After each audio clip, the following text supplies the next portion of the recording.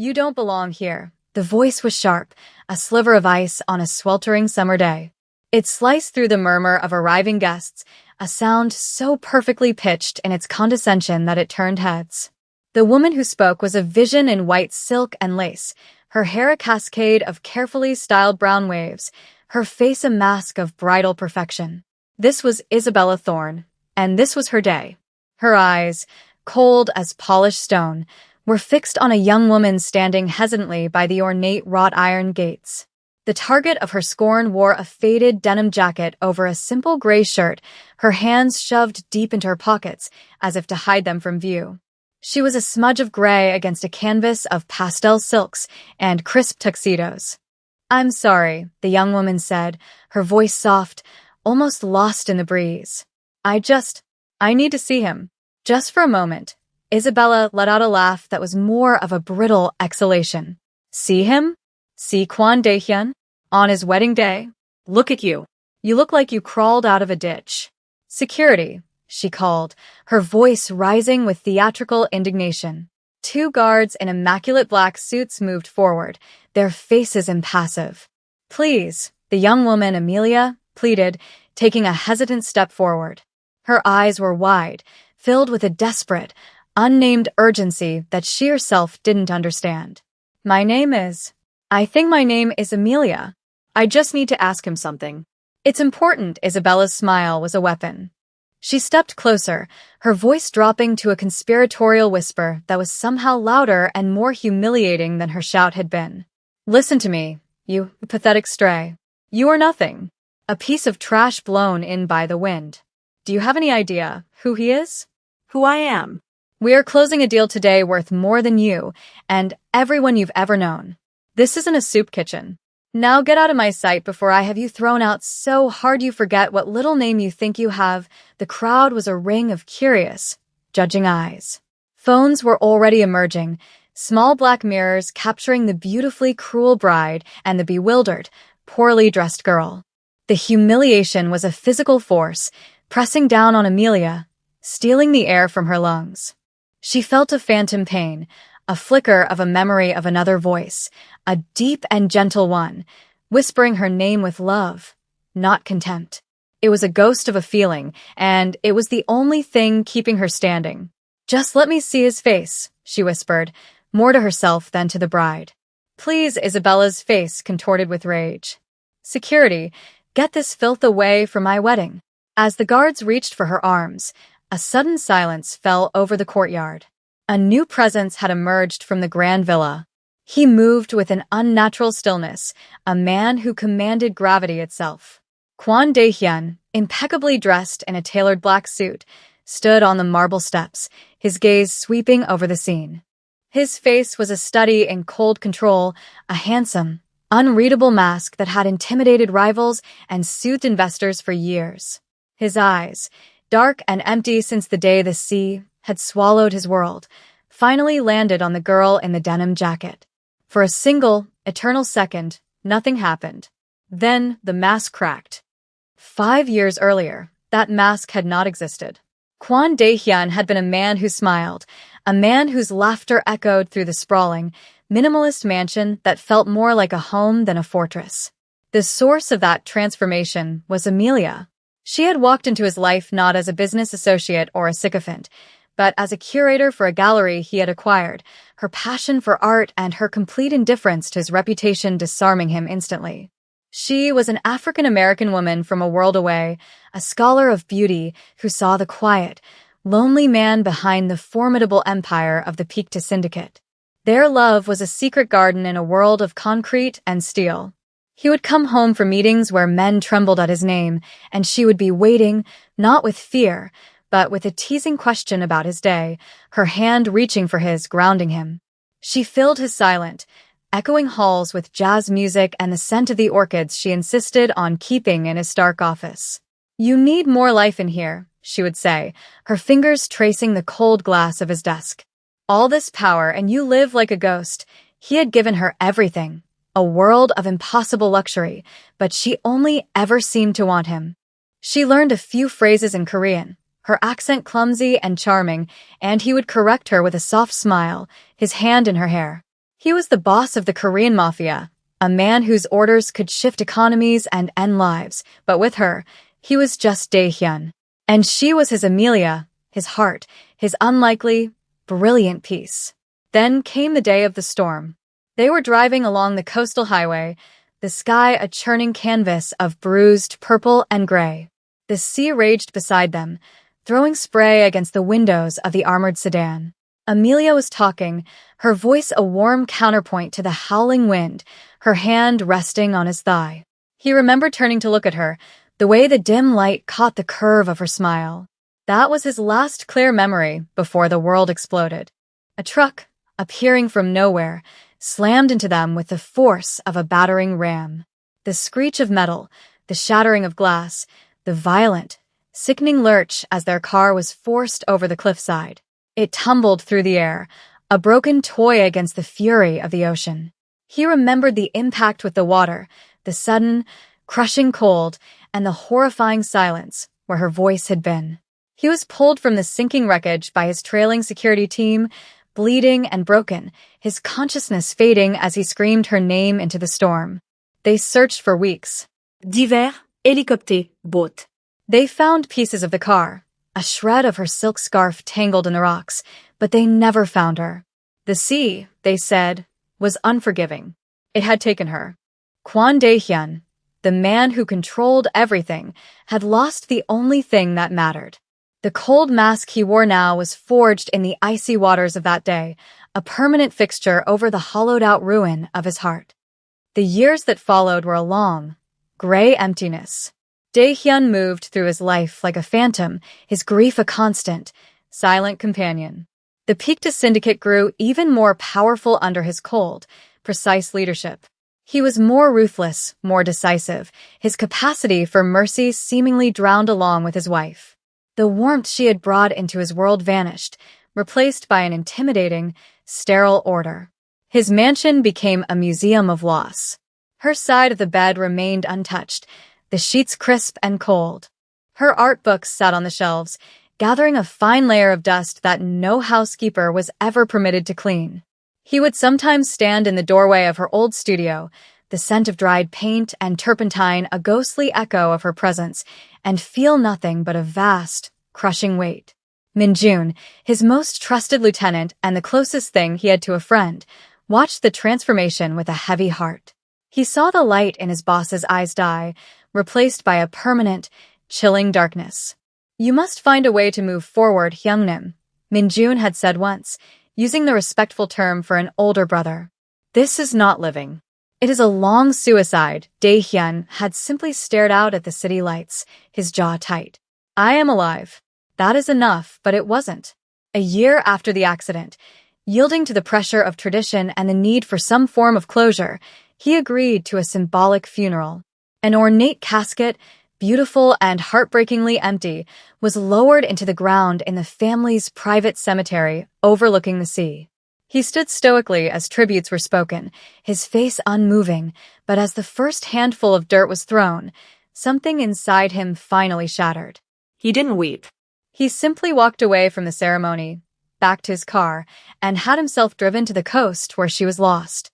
He stood on the cliff's edge for hours, the wind whipping at his suit, until Min-jun gently guided him away, afraid his boss might follow his heart into the abyss. That day marked a turning point. The raw, open wound of his grief began to scar over, hardening into something cold and impenetrable. He stopped visiting her studio. He allowed the housekeepers to finally clean the dust from her books. He was sealing her away, entombing her memory in a place so deep inside himself that it could no longer hurt him. He was building a fortress not of walls and guards, but of pure, unadulterated emptiness.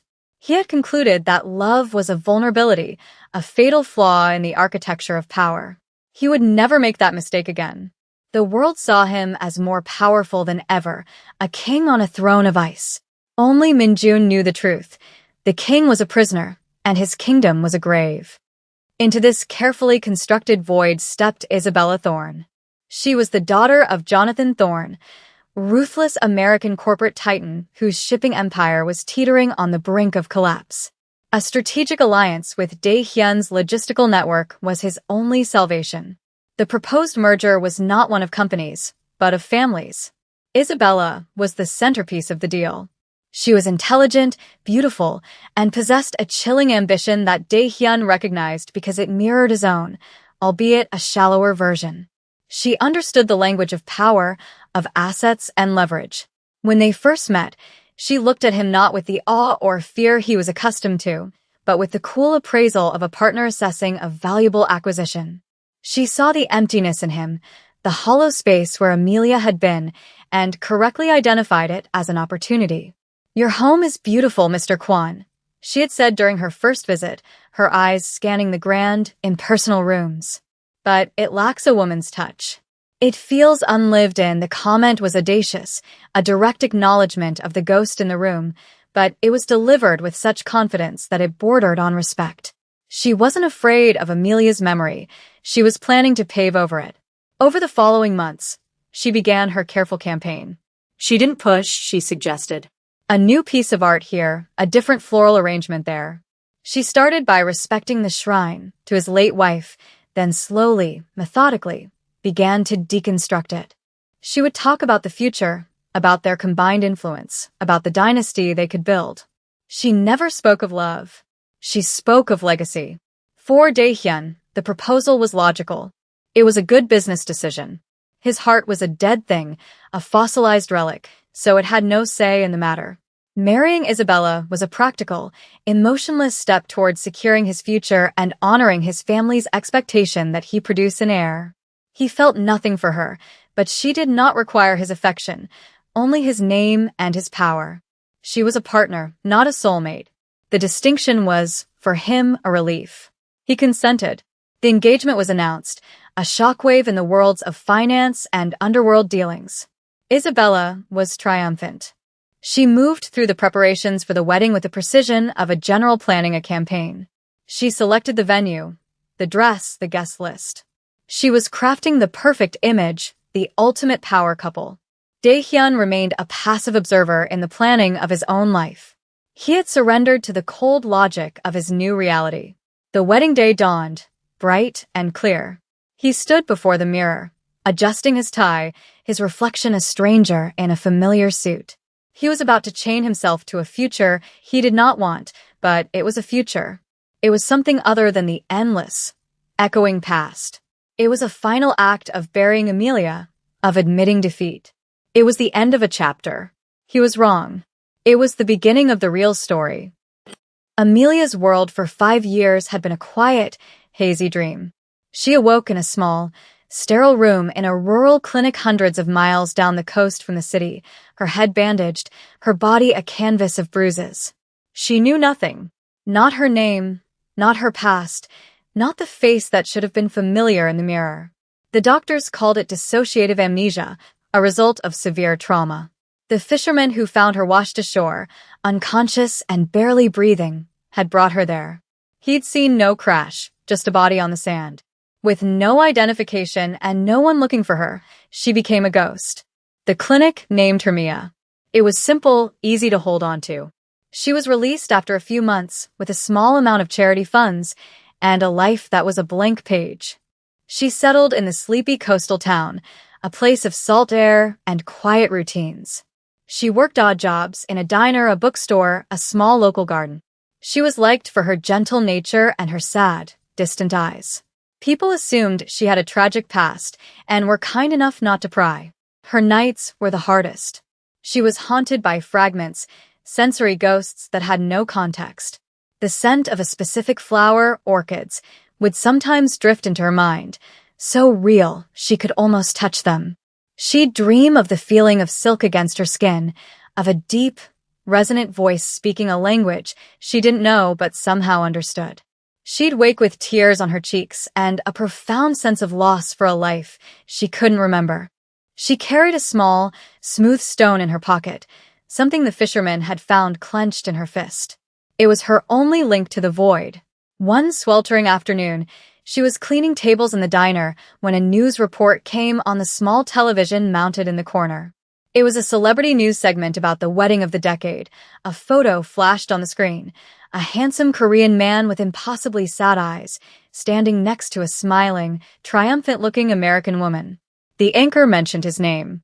Kwon Dae-hyun. The name struck her like a physical blow. It didn't unlock her memory, but it resonated deep within her soul. A forgotten chord suddenly struck. Dae-hyun. A whisper formed on her lips, a name she hadn't known she knew. The image of his face stayed with her, imprinted on her mind. It was the face from her dreams, the man whose voice she sometimes heard. An overwhelming, illogical certainty took hold of her. She had to find him. She had to see him. It made no sense. He was a billionaire, a magnate, marrying a socialite. She was a waitress in a forgotten town. But the pull was irresistible, a magnetic force drawing her back to a life she had been stolen from.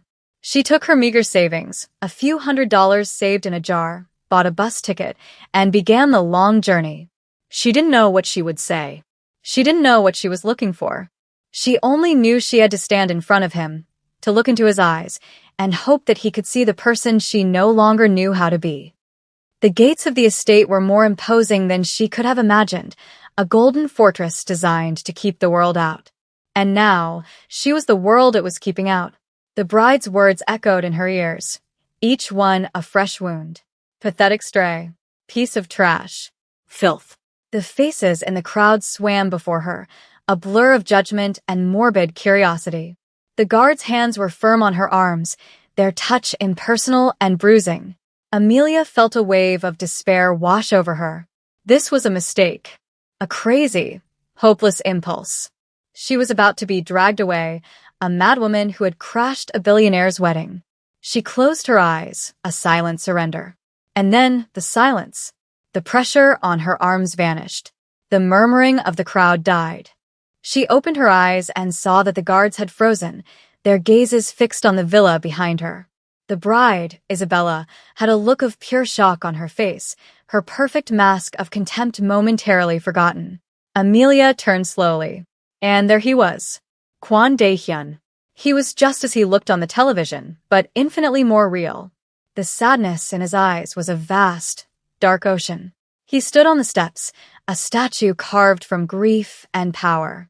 His eyes swept the scene, first landing on Isabella, then the guards, and finally on her.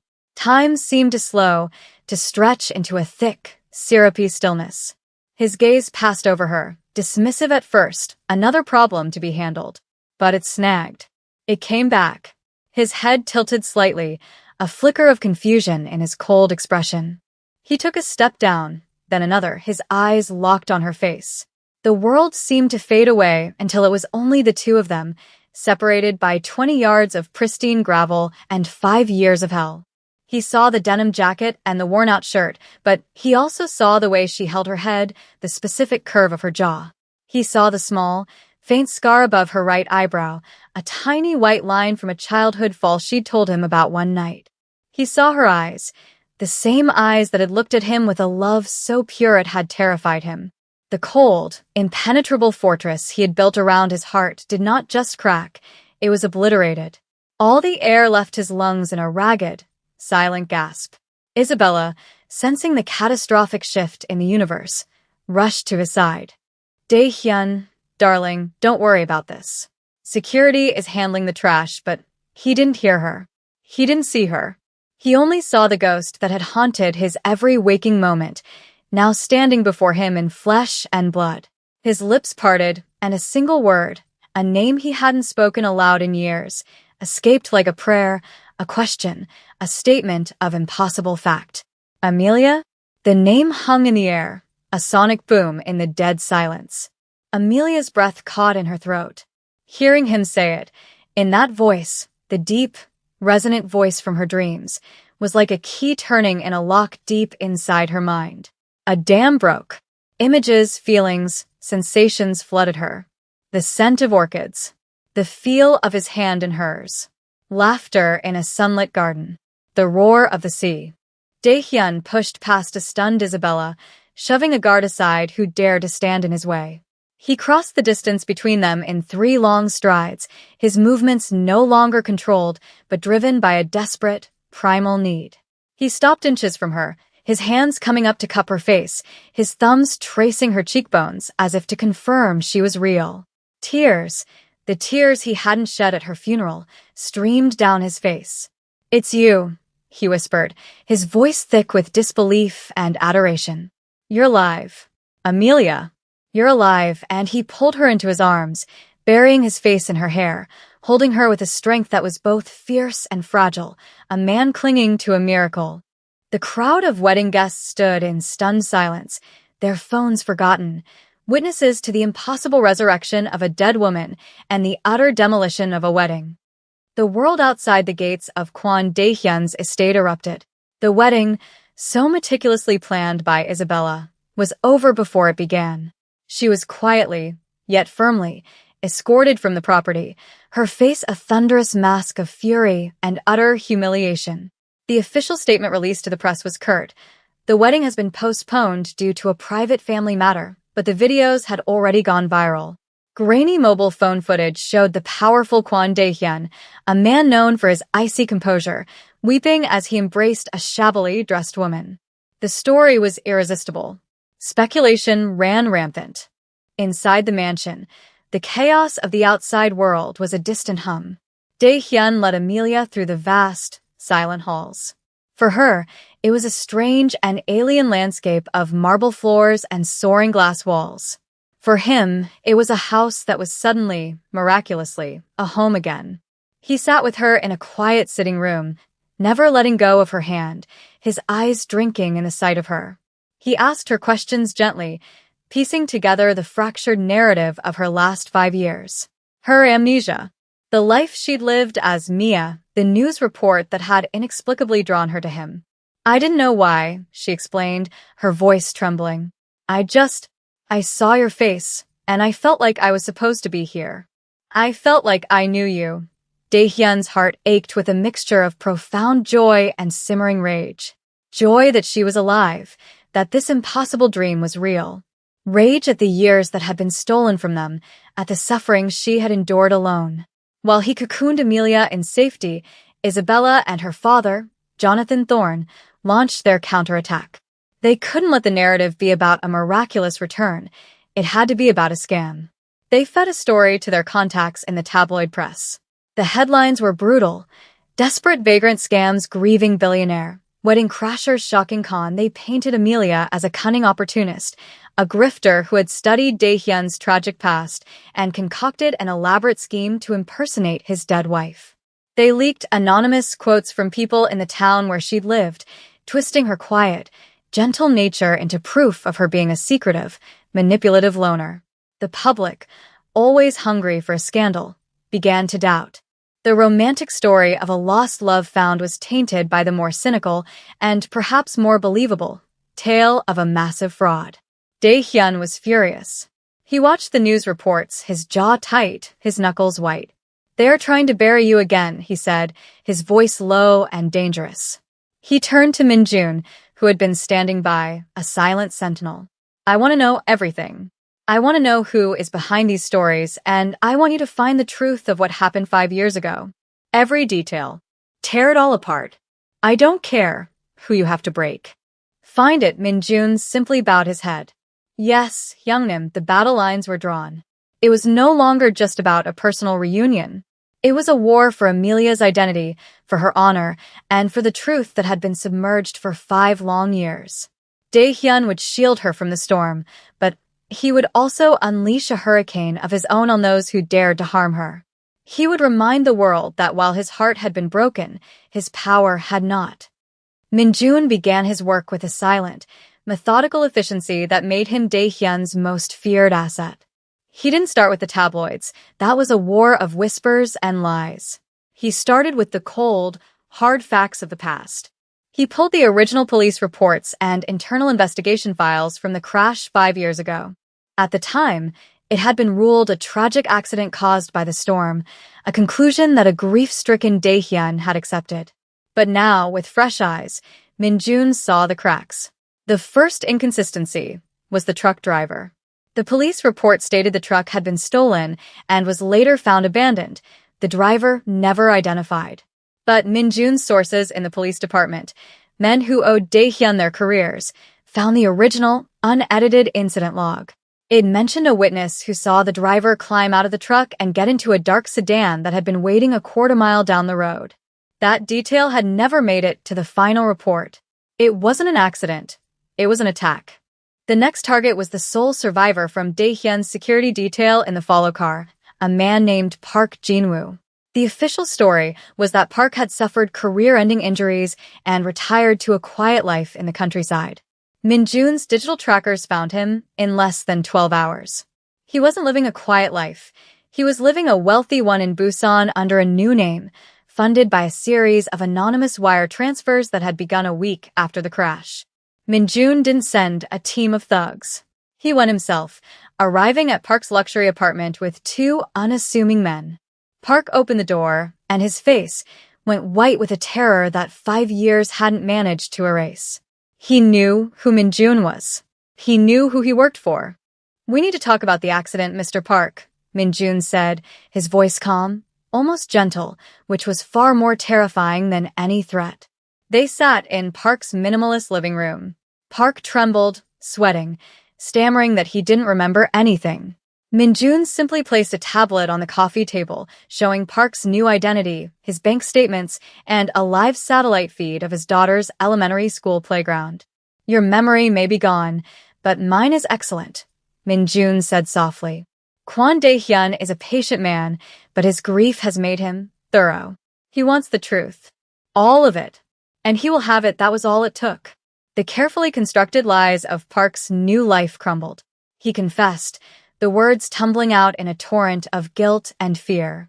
The attack had been orchestrated by the Yongsan clan, a rival syndicate Dae-hyun had been systematically dismantling. They had paid him to lag behind, to give the truck a clear shot. But that wasn't the whole story. As he arrived at the crash scene, just before the car went into the water, he saw something else. It wasn't a rescuer. Park choked out, his face slick with tears. The car was hanging on the edge of the cliff. The driver's side was crushed, but the passenger door was jammed open. She had been thrown partway out. She was alive. "I saw her move," he paused, taking a shuddering breath. Then a man appeared. He wasn't one of ours. He was dressed in black, like a paramedic, but he had no gear. He checked on her, then he pulled her out of the car and carried her away into the woods. A moment later, the car finally broke free and plunged into the sea. "I was told to say," she went down with the vehicle. "I was paid to disappear and to keep my mouth shut." Min-jun's blood ran cold. Amelia hadn't been lost to the sea. She had been taken. Someone had wanted her gone, but not necessarily dead. Someone had wanted Dae-hyun to believe she was dead. The conspiracy was far deeper and more personal than a simple gangland hit. The revelation that Amelia had been abducted from the crash site changed everything. A simple gang hit was impersonal. This was a calculated act of psychological warfare. Min-jun's focus immediately shifted. Who would benefit most from Dae-hyun being not just attacked, but emotionally destroyed? The Yongsan clan wanted him dead, but this level of cruelty suggested a different kind of enemy. The trail led Min-jun to the money. The fake paramedic who took Amelia would have been a professional, expensive. He started digging into the finances of everyone who had risen in prominence in the 5 years since Dae-hyun's world collapsed. He cross-referenced payments made to shell corporations known for private security and discreet services, and then he found it. A single, massive payment of $2 million transferred from a subsidiary of Thorn Industries to a shadowy firm based in Macau, 1 week after the crash. The authorization code for the transfer belonged to Jonathan Thorn. The motive was clear. Jonathan Thorn's company was already failing 5 years ago. He needed Dae-hyun's help, but Dae-hyun, happily married, had no reason to form such a tight, familial alliance. With Amelia gone, Dae-hyun became a broken, empty vessel, a perfect target for a man like Thorn to fill with his own ambitions, using his daughter as the key. But Min-jun knew that Jonathan, for all his ruthlessness, was a corporate shark, not a mastermind of this kind of personal cruelty. The final piece of the puzzle had to be Isabella. Min-jun's team hacked into her personal records, her emails, her deleted files. They found encrypted messages between her and the head of the Macau security firm. The instructions were explicit. The target of the hit, Dae-hyun, was to be neutralized. But the collateral, Amelia, was to be handled differently. Do not make her a martyr, one of Isabella's messages read. A ghost is more useful. Ensure she disappears. No body. No memory. Just an absence. Dae-hyun sat in his office, the evidence laid out on his desk by Min-jun. The cold fury in his eyes was terrifying to behold. He didn't explode. He became unnaturally calm. He sent for Isabella. She arrived, still defiant, believing she could talk her way out of the misunderstanding of the cancelled wedding. She walked into his office, ready to perform. Dae-hyun, we need to talk. My father and I are being slandered. She stopped when she saw his face. The emptiness she had once seen as an opportunity was now filled with something ancient and lethal. He didn't speak. He simply slid the tablet across the desk. On it were her emails, the wire transfer confirmations, Park's signed confession. Isabella's charismatic facade evaporated. Her skin went pale. Her breath hitched. This is fake. It's fabricated, she stammered, her voice losing its polished edge. Is it? Dae-hyun's voice was quiet, almost a whisper, yet it filled the room with menace. You didn't want her dead. You wanted me broken. You wanted me empty so you could move in and decorate.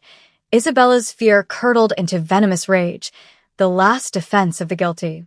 She never deserved you, she spat, her composure shattering completely. She was a nobody, a little charity case you picked up. I gave you a future, an empire.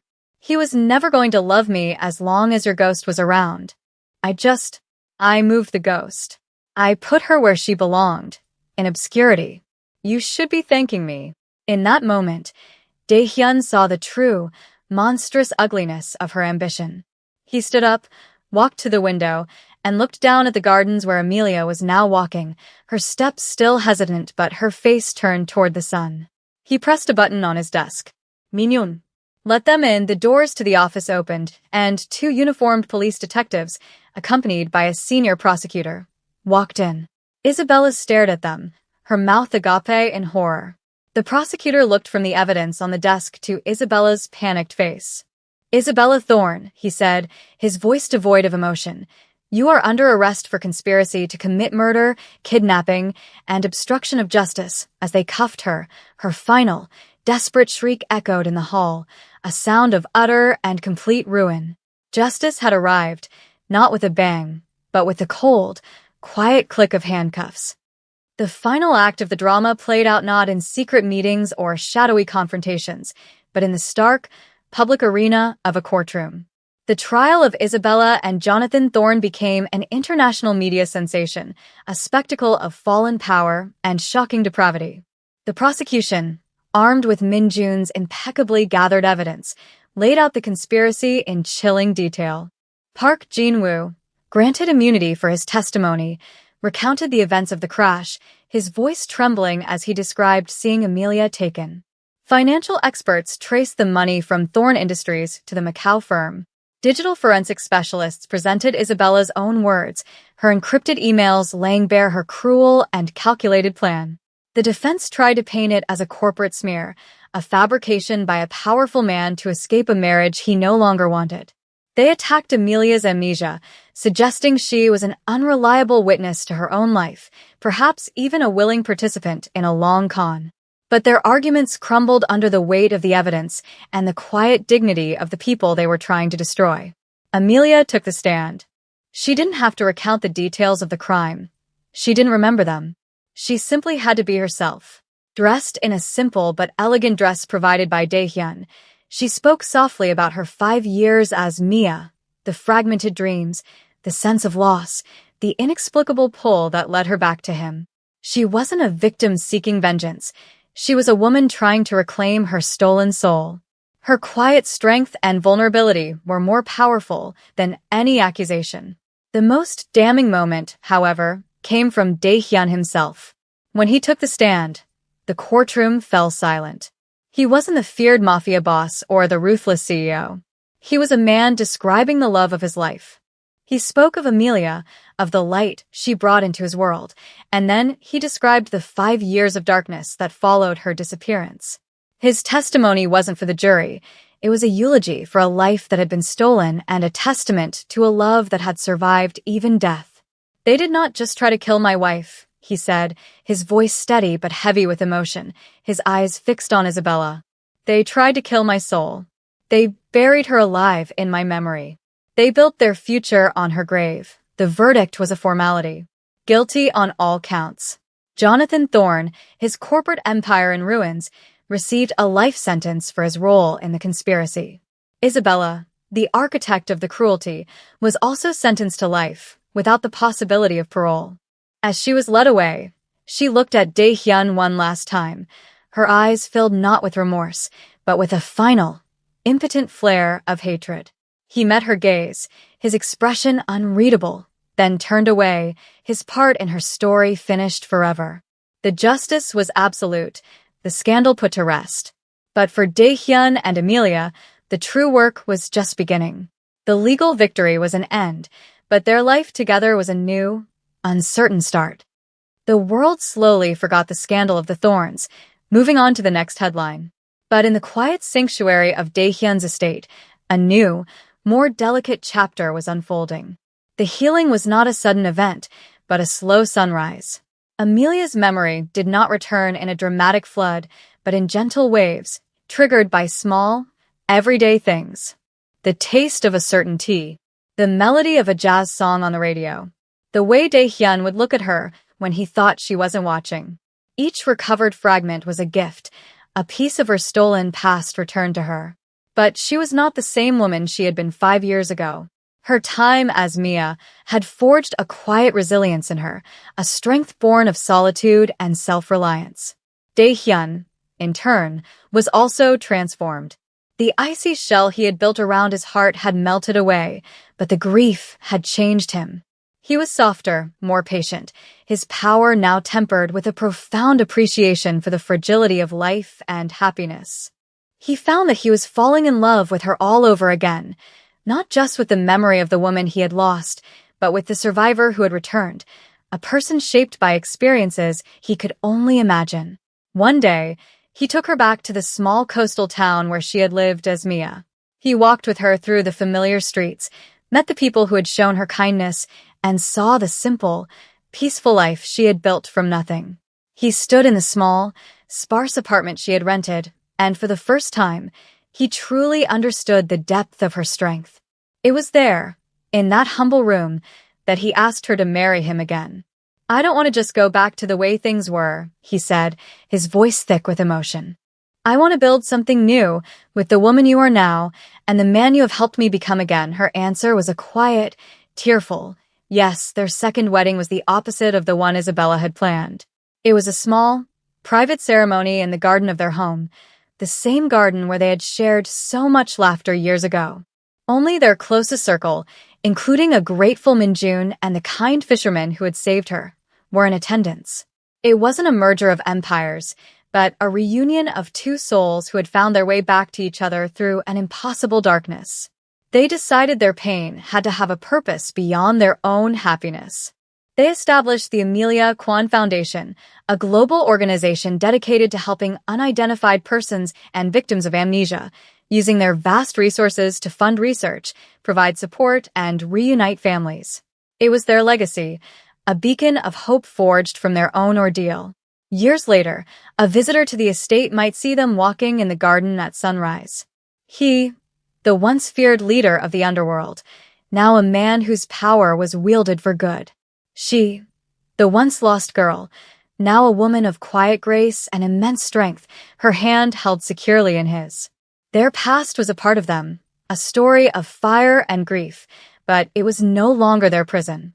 It was the foundation upon which they had built a new life, one more beautiful and resilient than they could have ever imagined. They were not a perfect couple from a fairy tale. They were survivors, their love a testament not to an easy life, but to the enduring power of a heart that refuses to stop searching for home.